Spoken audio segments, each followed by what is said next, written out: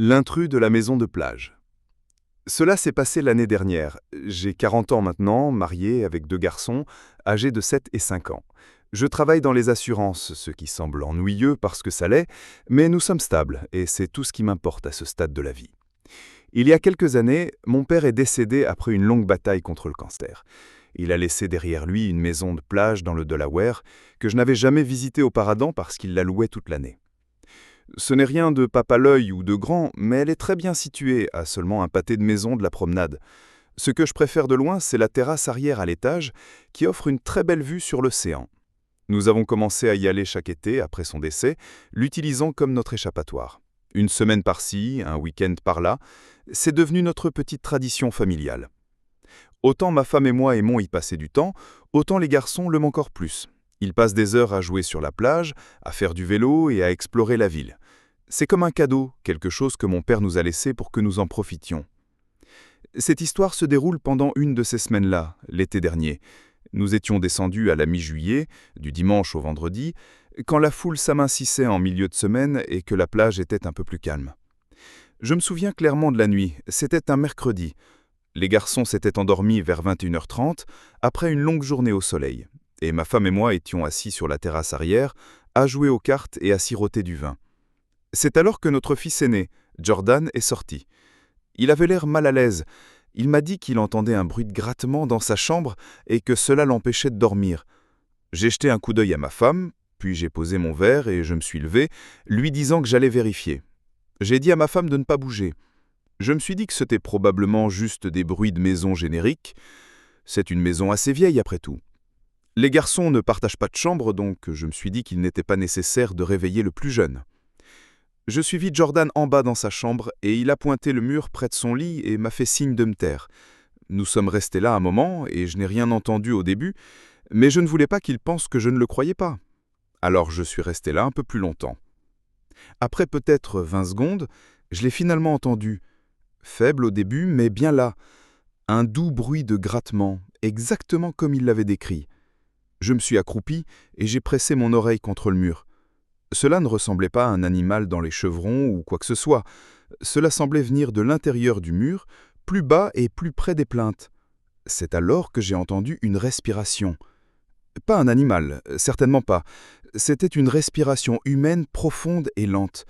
Je suis reculé et j'ai laissé échapper un Jésus aigu sans même le vouloir. Et puis, je ne plaisante pas, j'ai entendu le cri le plus guttural et le plus engré que j'ai jamais entendu retentir de quelque part à l'intérieur du mur.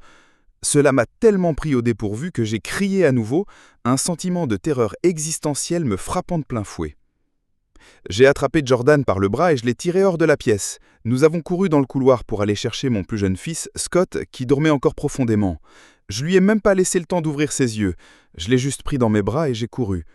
Je devais retourner à l'étage sur la terrasse où se trouvait ma femme. C'était la seule chose qui me préoccupait à ce moment-là.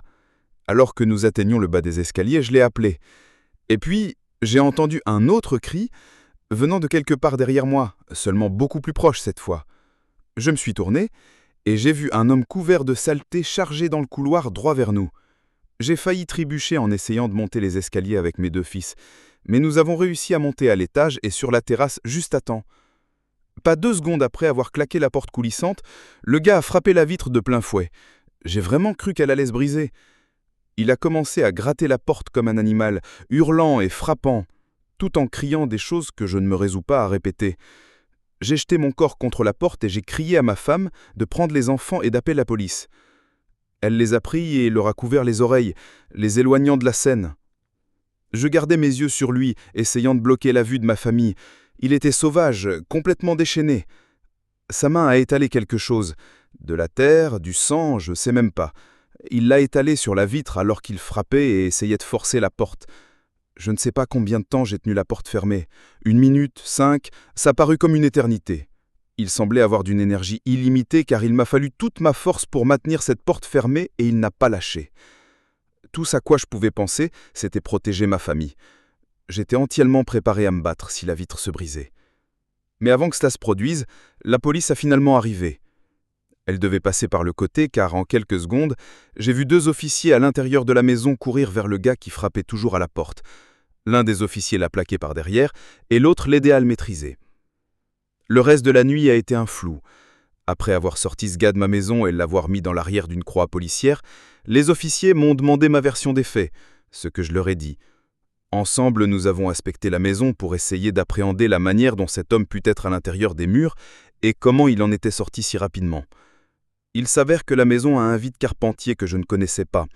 Et il y a une entrée sous le porche arrière que vous ne verriez qu'à moins de la chercher.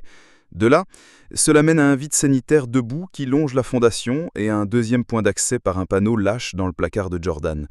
J'en avais aucune idée. Je n'ai jamais fait d'inspection complète de la maison quand je l'avais héritée. Samon, je n'ai même pas pris la peine de la rénover. Quelques jours plus tard, j'ai eu plus d'informations d'un détective qui a appelé pour faire un suivi. Il m'a dit que l'agresseur avait avoué qu'il séjournait dans le vide-carpentier depuis des mois, qu'il avait découvert l'entrée du vide-carpentier pendant la basse saison et qu'il planifiait de nuire à ma famille cette nuit-là pour avoir empiété sur sa nouvelle maison.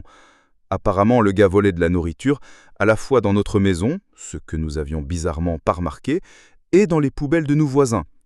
Nous n'y sommes pas retournés pendant le reste de l'été, non pas par peur que quelque chose d'autre ne se produisait, mais par traumatisme. Je ne voulais pas ramener ma femme ni mes enfants là-bas pendant un temps, et ils n'ont pas protesté. J'ai engagé une équipe pour sceller complètement le vide-carpentier, et une fois cela fait, j'ai pu enfin me détendre un peu. Nous utilisons de nouveau la maison cet été, et je suis ravi de vous dire que les choses sont revenues à la normale, ou du moins, aussi proches que possible.